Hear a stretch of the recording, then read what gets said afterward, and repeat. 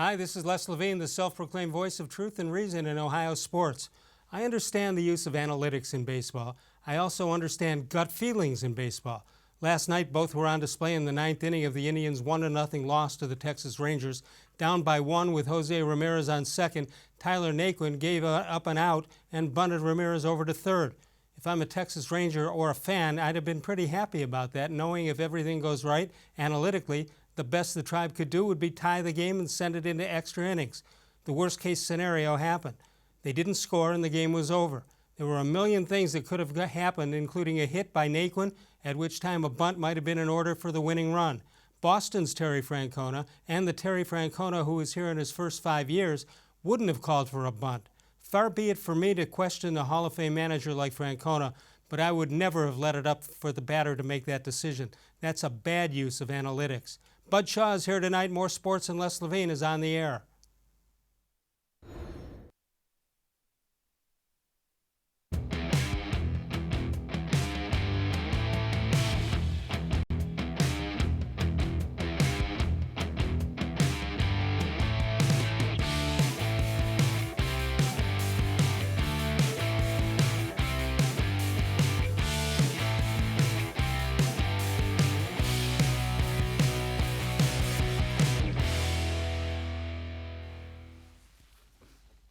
From the worldwide headquarters of More Sports and Les Levine, it's a Tuesday night. Good evening, everyone. Welcome once again to More Sports and Les Levine into its 23rd year, soon to be 24th, and seen exclusively on cleveland.com. Bud Shaw, the Spin Master, is here tonight. Start spinning. Start spreading the word. Apparently, it's just the three of us tonight, Les. Me, you, and Colin Coward.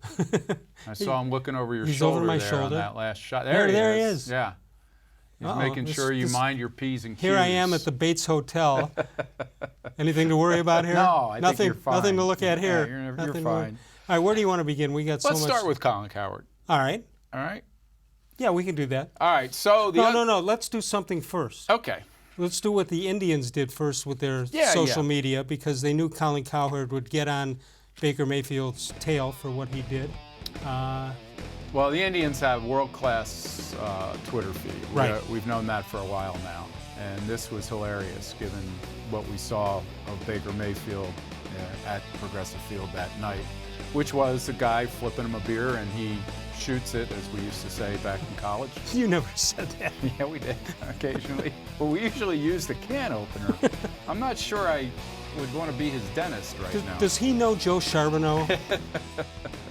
Didn't Joe used to use his eye socket? Yeah, well, yes, they said he did. Well, do you ever? He's credited. He's credited with doing it. Whether he did, inside joke. Did you ever see it? No, his eye socket or him doing it. I'm sure you saw his eye socket occasionally. No, I know Joe.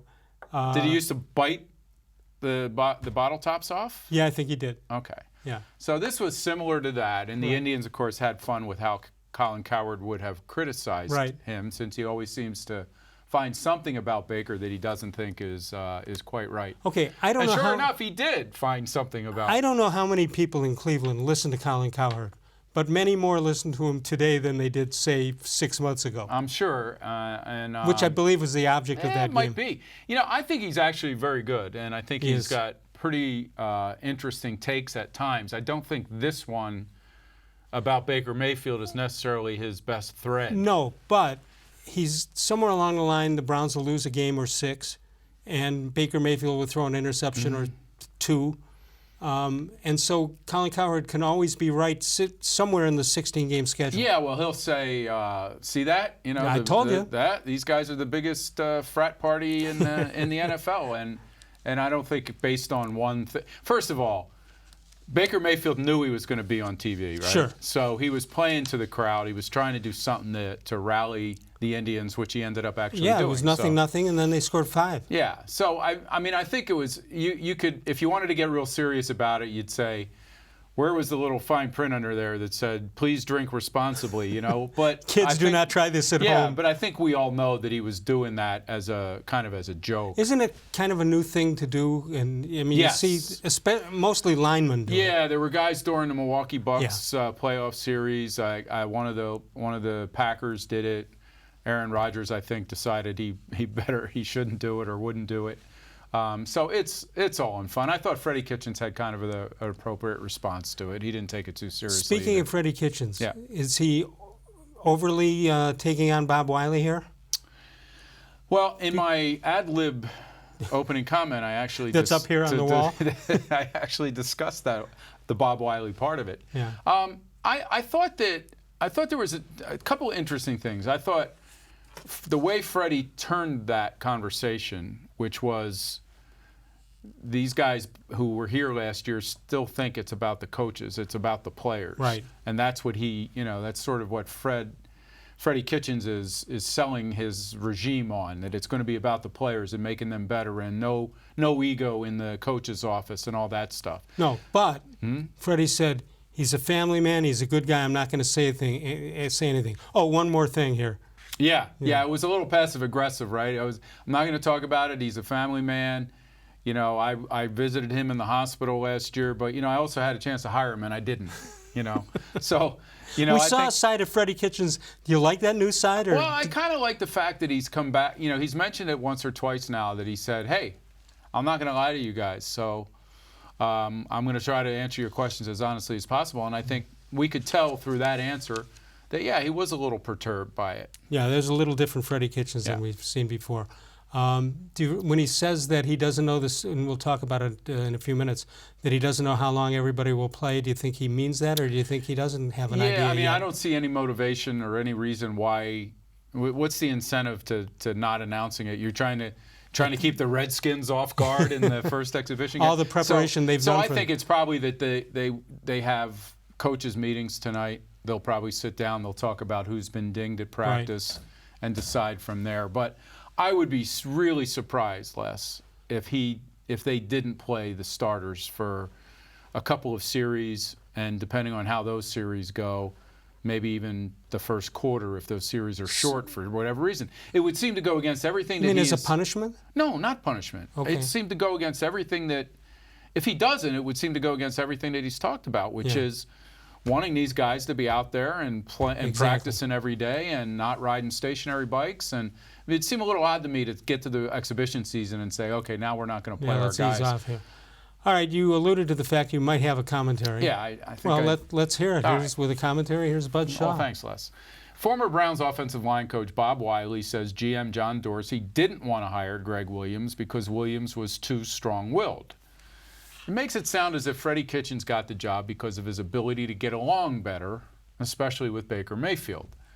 Wiley, remember, was a Hugh Jackson guy, and it's hard to tell what the motivation was behind his comments or Dorsey's motivation in hiring Kitchens, for that matter. I'll only say this: Williams' grandstanding reputation probably didn't help him, especially on the heels of a head coach who showed in Hard Knocks how much he liked to posture to the cameras. Dorsey's only responsibility was to get it right, and replacing dysfunction with harmony is one step toward doing that. Not a small one either. If Dorsey hired a lesser coach for the sake of getting along, though, that's not smart. And one thing we can say by now is we haven't seen much evidence of Dorsey being dumb.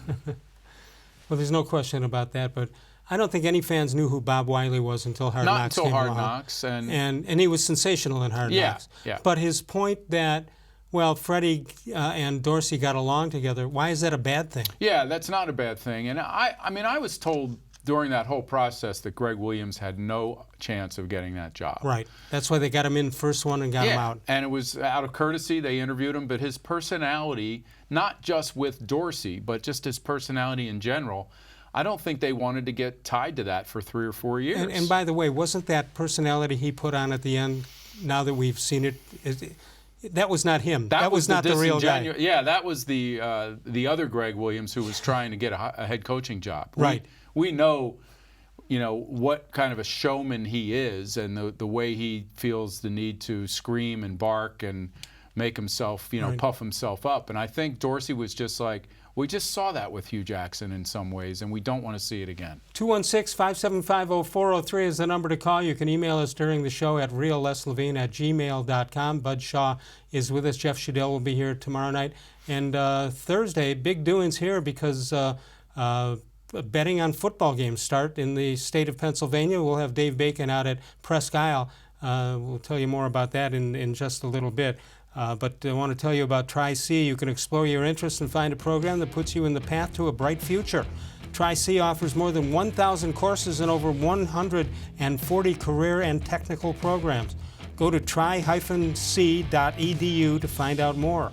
I mentioned Presque Isle, that's in Erie. It's 20 miles from the Ohio border, and you can go there for the ribbon cutting ceremony. That'll be at 4 p.m. on Thursday. Dave Bacon will be there, and between 4 and 5, Hanford Dixon of the Browns, Lewis Lips of the Steelers, Omar Marino of the Pirates.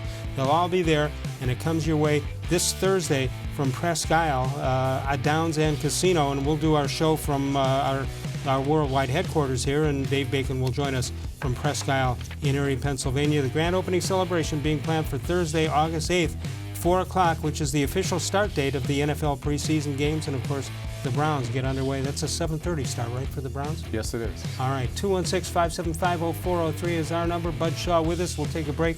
We'll come on back in a moment. We'll take a look at the unofficial depth chart for the Cleveland Browns as they get ready for exhibition game number 1. More sports and Les Levine continues in a moment, exclusively on cleveland.com.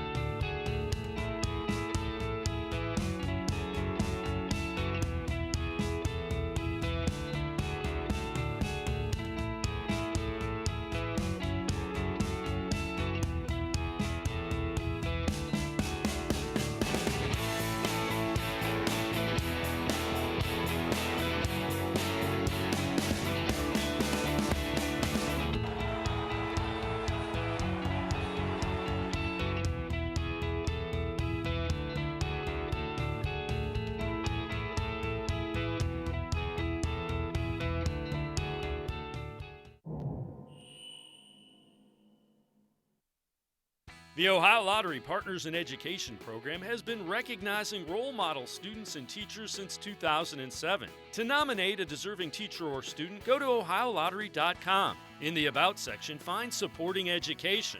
There, you can nominate students in kindergarten through 12th grade as academic all-stars. Teachers can be honored as the Teacher of the Month. Every school that participates is eligible for the School of the Year. The Ohio Lottery Partners in Education, where stars shine.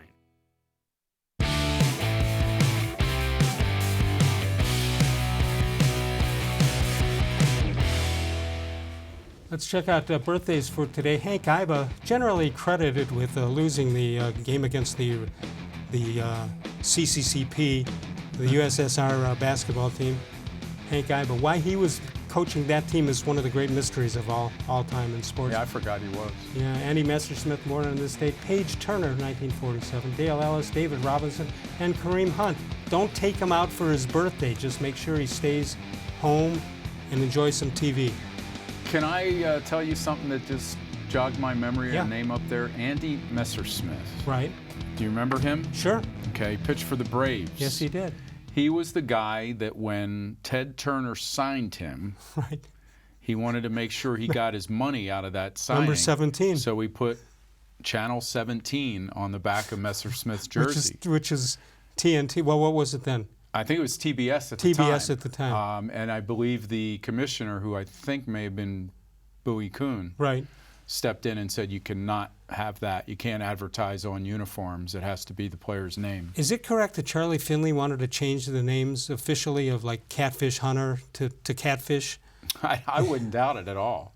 Hey, that's just like MLB Player Weekend, right? He was way ahead of his time. He wanted to put the nicknames on the uniforms. Absolutely. Time for a How Come Quickie. How come you can tune a piano but you cannot tune a fish? Any idea? I heard laughing, I think, from our studio audience. No, you didn't. Our studio audience is under strict orders not to say anything.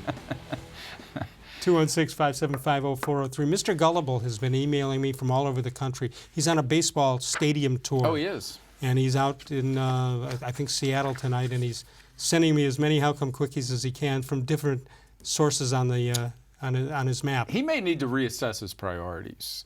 That's just my judgment. He's not watching tonight. I have a thought about him. Oh, now that he's not watching. You know, I'm doing radio Friday and Thursday and Friday on 92.3 The Fan. Yeah. I think it's possible Mr. Gullible might be the III man. I don't know that. I'm not sure, but there is. Can we get a some voice recognition analysis in here? I suppose we could. What, to face it up against the III man? 216-575-0403 is the number. Email us during the show at realleslavine@gmail.com. All right, let's check out the Browns' unofficial depth chart. Do they have to put out a depth chart, or is this... They must, because teams all around the league did it. Right. And as soon as they did it, like in Washington, for instance, which comes in here Thursday, Colt McCoy was listed as a starting quarterback. They also have Case Keenum, and we know they have Dwayne Haskins. Right. And is Haskins second or third on that? I can't remember where he was on that, but Gruden was quick to say it didn't mean anything. And I would think, though, this depth chart of quarterbacks does mean something. Okay, so Baker Mayfield. I think Drew Mayfield Stanton has successfully beaten out Drew Stanton and Garrett Gilbert in this camp. In fact, they put them both on the field at the same time, and Baker still beat him. Nick Chubb, of course, Kareem Hunt. So is he's allowed to play in this game? Yeah, he is allowed. I don't know whether he will or not, because he's missed a lot of time with injury. Right. But yeah, I think they can use him all the way up to the opening week of the season. I hear you see the defense. Everybody raving about Garrett, the fact that he can play all over the field. He's like an additional superhero out there. And there you see the rest. Now, I really would like to see when we get to the linebackers. And there you have it. I'd love to see if Taki Taki's parents named him Ray Ray, like the Armstrongs did. Ray Ray Taki Taki. Ray Ray Taki Taki. Yeah. That would be even more memorable than it is right now. The guys who've been out there a lot less are saying that Wilson and Taki Taki are both starting to really show why they were draft picks. But you can't start two rookies. No, and I don't think they will start to begin the season. But I think they're there in case of injury, and they can step in without it being too much of a. All right. Do you think by opening day of the regular season that Greedy Williams takes over for Terrence Mitchell? I think there's a possibility of it. The question you're going to have with Greedy Williams and Denzel Ward, and listen, they're both great cover guys, and that's what corners are supposed to do, but neither one is the most physical guy, and as we saw last year with Denzel Ward's injuries, you wonder if they're going to be able to stand up to a full season. Lindsey Pipkins, was he the king of comedian, played by Jerry Lewis? It might have been. It should have been if it wasn't. There you see, all right, the special teams there. Britton Colquitt was on the radio today. He's a funny guy. Yeah, I've you ever heard. talked to him? I know the guys that were going to interview him were excited because they said he's such a good. All right, so should I just tell you what's going to happen with the place kicking situation? Yeah. I think Seibert will get beat out by Joseph, and then they'll bring in somebody who will beat out Greg Joseph. So then I know it was the last pick of the 5th round, almost a 6th rounder, but they've just wasted a draft pick. So what? If the guy can't kick. Well, I understand. You wouldn't keep him for that reason. You wouldn't keep him. Yeah. But I just wonder if, I think they're going to give him every chance to get over. Like right now, I think he's got, I don't want to say emotionally scarred, but I think psychologically he's that golfer now who can't take the club back without thinking of it. Well, you want that guy with the game on the line? No, not right now, but it's also August 6th today. Yeah. They don't open for another month and 3 days. So I think he'll get another chance to see if he can kick in this league. I'm just wondering. Because he's a draft pick. Yeah, because he's a draft. It's the Mark Lewis syndrome in baseball. Number one pick, you get to stay for 15 years. I just wonder what they saw in the guy. His record at Oklahoma was not good. Yeah, there were other ways to drive competition, and by bringing in, those kickers are available all the time from other camps. And remember when the Browns needed a new one? They had 5 in on Monday after the game. Yeah, and they're available for a reason, I guess you could say. But I was still surprised that they went draft pick there, even though it was as late as it was in the draft. 216-575-0403 is the number to call. Bud Shaw with us tomorrow night. Jeff Schudel, who covers everything around town. And Thursday night, I will be here in studio. Dave Bacon will be at Presque Isle at the casino and Presque Isle Downs and Casino. That's in Erie, Pennsylvania, just 20 miles from the Ohio border on Interstate 90. 216-575-0403 is the number to call. We've got Northfield Park, big doings in the whole month of August. You've got the Milstein Memorial. You've got the Myron Charna event, former president at Northfield Park, and all kinds of action and activity, all with big prizes, $500 in cash for the handicapping contest, and so much more. Food trucks all over the place, starting at 6 o'clock, going till 10 in the evening, and other games and other great prizes, all at Northfield Park, where it's free admission, free parking every day. When we come back, Freddie Kitchen talks from training camp in Berea. More Sports and Les Levine continues in a moment, exclusively on cleveland.com.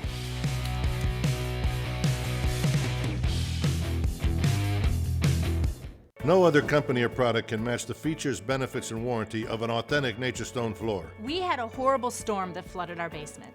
We had to take out that nasty moldy carpet. And we never want to have to go through that again. That's when we called Nature Stone. And with Russell's Promise, our true unconditional warranty, you will never have to replace your basement flooring again. Get Nature Stone installed by the end of August and save up to 50%. Schedule your free cost estimate easily online today at naturestone.com. It's not just a floor, wow, it's Nature Stone. There are tastes we remember. Every smell brings the happiness of times gone by. Experience this every time you walk into Gallucci's Italian Foods. Whether you need lunch on the go, a catered party, or that perfect blend of wine, meats, and cheeses, Gallucci's has exactly what you're looking for. Straight from Mama's Kitchen, for old world traditions or original experiences. From the tastes you remember to new flavors you'll never forget. Gallucci's is a tasty branch of your family tree. When it comes to selling you a mattress, most retailers are handing you a long line of extra steps that drive up costs and create confusion. At the Original Mattress Factory, we simplify the mattress shopping experience by building mattresses and box springs in our own local factories and selling them direct to you. It's short, sweet, and simply makes sense. So experience more than just a mattress store. Experience an original, the Original Mattress Factory.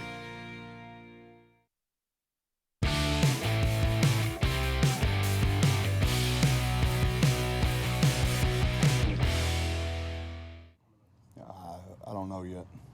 We're just trying to get through tomorrow. Should fans expect to see Mayfield and Beckham at all? I haven't decided. What about the whole preseason in general? How much do you think the starting offense needs to play together, or do they get enough work in practice where that's secondary is how much work to get in the preseason? Well, I think they definitely need to play together, and we'll monitor that as it goes along from the standpoint of their timing and stuff like that. I mean, our practices are pretty physical from that standpoint. So, we'll see. We'll monitor that, the relationship the receivers and the quarterback have together, their timing, stuff like that. So a lot of things factor into those questions, and I'm not trying to dismiss it. Some of it has to factor into who's available. Will kickers alternate kicks or alternate games? We haven't decided that yet. The fact that you're practicing. I'm not going to talk about what we're going to do in playing time yet. The fact that you're practicing against the Colts though next week, will that be a factor? That definitely factors into it. And you hit the nail on the head.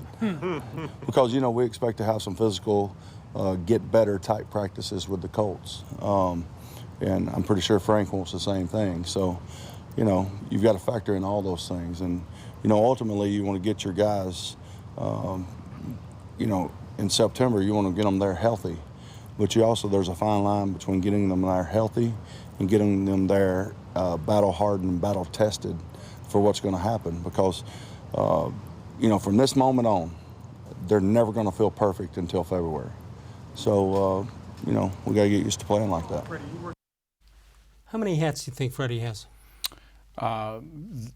He has at least 6 that have an elf on them, I think. So I'm not sure. If you're not wearing orange and brown.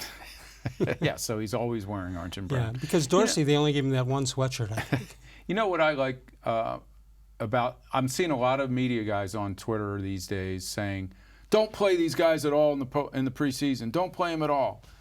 I'm like, when did we get to that point? Was it wrong all those years when they played Kosar and whoever else, Tom Brady, anybody else in the preseason? I'm trying to think of Kosar with Cleveland if he played most of the exhibition. I'm not saying they should play whole games. I'm just, you know, Freddie, I think, is aware that that fine line he just talked about between showing up healthy on September 9th and being ready to play. We have seen that this team has, what, 1-19 in season openers? Yeah. Somewhere around there? No, now, not that's somewhere. Not all that's what it because is. they sat, but there were a lot of times when they had quarterbacks in particular that weren't exactly proven players, and they didn't play them after the second or the first series of the third game of the preseason. They went a whole 3 weeks before they started the season, and they were not very good. Right, and you talk about the OTAs and all that stuff. If everybody should show up or not because of camaraderie and getting to know each other's moves. Wouldn't you rather, given your choice, wouldn't you rather have the guys in a game in almost NFL conditions at an NFL stadium as opposed to out in Berea in front of a couple thousand fans? Yeah, now you're gonna face more contact in these games, and I get it. And I think what he was trying to say there is that this thing this scrimmage that's happening with the Colts next week is complicating it, because they are going to have some physical practices in that game. So what's complicating? Well, do you want guys to have a whole quarter of physical football Thursday night, then practices against the Colts that'll be physical, then a game against the Colts that'll be physical? Yeah, so maybe he's just looking at who's really ready, who's not nicked up, and maybe make decisions based on that. Okay, but the Browns last year were not a good tackling team. No. Statistically, they were near the bottom or at the bottom. Yes, they were. Wouldn't you think contact in games would maybe help them? Because how else do the Browns how does the front office or coaching staff know if these guys can really tackle or not? Yeah, and I think we'll probably see, you know, more defensive guys. Although it sounds like the defensive line is kind of dealing with injuries right now, but I think we're going to see the linebackers.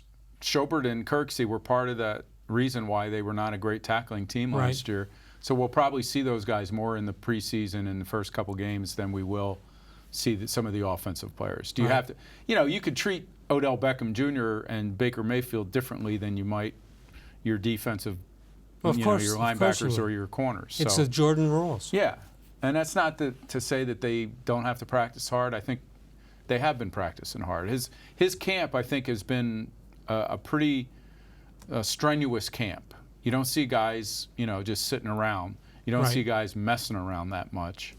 I think he's kept pretty true to what he said he was going to do last year. You've seen a ton of camps over the years. Is there anyone did the Vermeil class when you were in Philadelphia? Were they gung ho all the time? Oh yeah, and that was just a different time. I mean, now these guys aren't practicing twice a day. They were back then.